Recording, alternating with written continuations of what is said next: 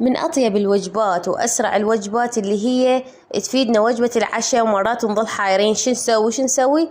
ماكو أحسن ما واحد يسوي له بيتزا، أحسن ما مثلا نروح نجيب لا وحدة ولا اثنين ولا ثلاثة تكفينا عائلة، ولازم يعني ما تشبعنا، فهنقوم نسوي موادنا بالبيت وكل شي موجود.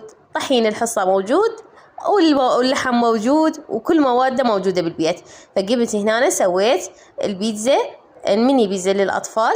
عجينتها جدا سهلة وبسيطة، وما يحتاج لها أي شيء. 5 كواب طحين، نص قلاص زيت، و4 خواشيك حليب، ورشة ملح، ورشة شكر، وخمرة، وبيضة وحدة. ونحتاج قلاص مي، فقط مي دافي. نعجن المواد كلها سوية، ونخلي العجينة على صفحة ترتاح، ونسوي الصوص على صفحة، اللي هو الصوص عبارة عن لحم وطماطة وبصل وفلفل ومعجون وبهارات، 7 بهار، أو أنتوا شنو تحبين تضيفي لها.